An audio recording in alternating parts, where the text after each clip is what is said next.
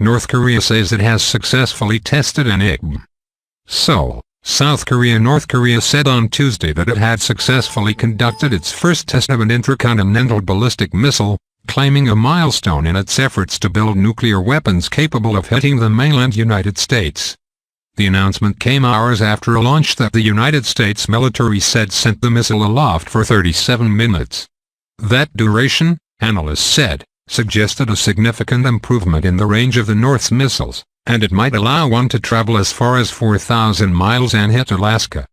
In initial statements, the United States Pacific Command and the State Department described the weapon as an intermediate-range missile rather than an intercontinental ballistic missile. But South Korean and Japanese officials said they were studying the data to determine if it was an ICBM. The missile took off from the Banghyan airfield in the northwestern town of Kaesong and flew 578 miles before landing in the sea between North Korea and Japan, the South Korean military said in a statement. The Japanese government said the missile landed in its so-called exclusive economic zone off its western coast. Under a series of United Nations Security Council resolutions, North Korea is prohibited from developing or testing ballistic missiles.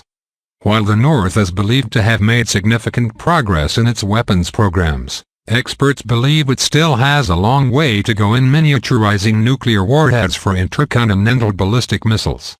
The missile test adds a volatile new element to the Trump administration's efforts to curb North Korea's nuclear ambitions, which have included naval drills off the Korean peninsula and pressure on China, Pyongyang's longtime ally. In a blunt phone call Sunday, President Trump warned President Xi Jinping of China that the United States was prepared to act alone against North Korea.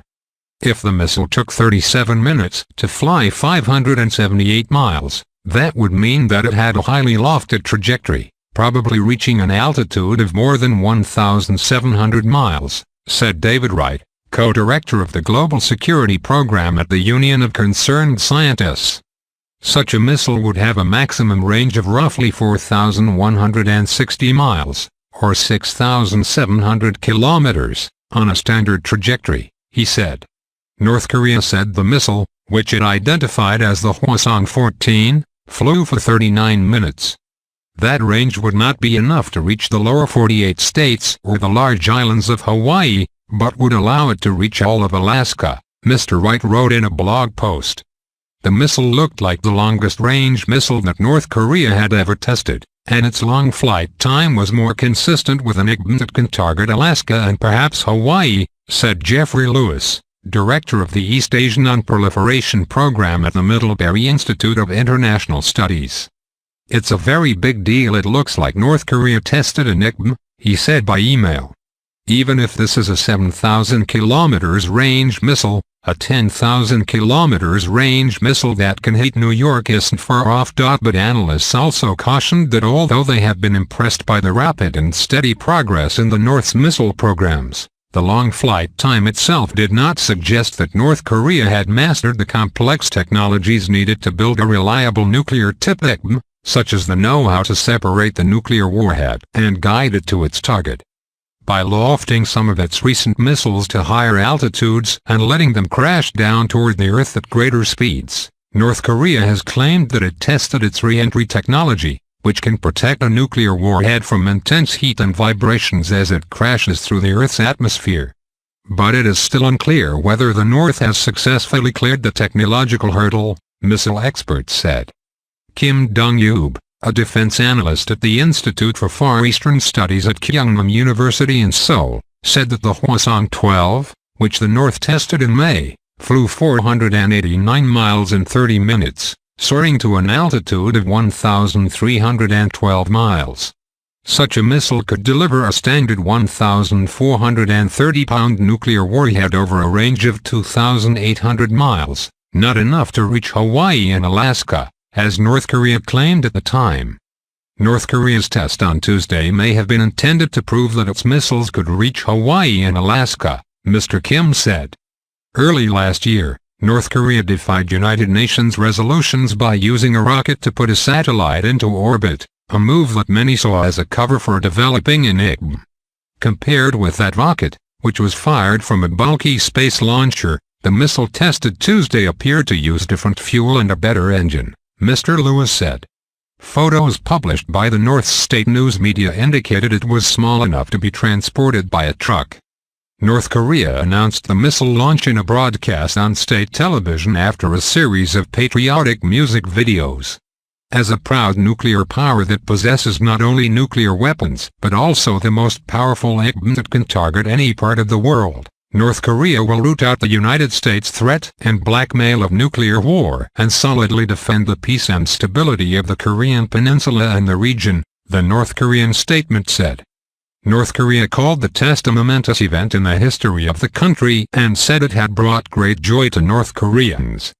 Before the announcement, President Trump had noted the missile launch on Twitter, suggesting that it was time for China to act decisively against the North and end this nonsense once and for all. On Tuesday, Chinese officials criticized the missile test, saying it violated United Nations rules. But at the same time, the Chinese government offered no signs that it was preparing to take more drastic action against the North, urging a return to diplomatic talks instead.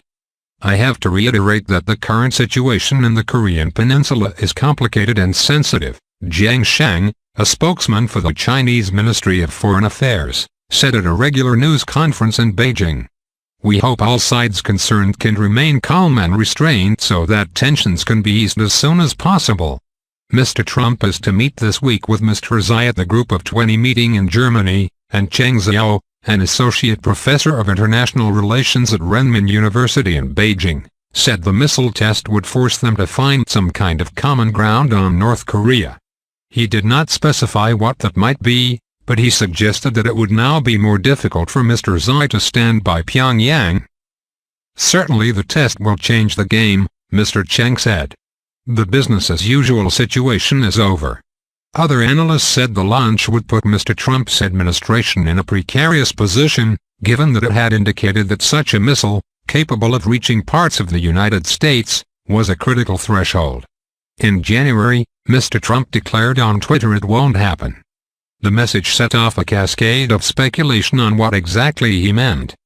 The important thing is that Donald Trump doesn't let himself be backed into a corner and that he understands that there are long-term options to contain, constrain and deter the regime, said Adam Mount, a senior fellow at the Center for American Progress in Washington. The United States had hoped North Korea would stop short of developing a long-range missile that could reach its shores, Mr. Mount said.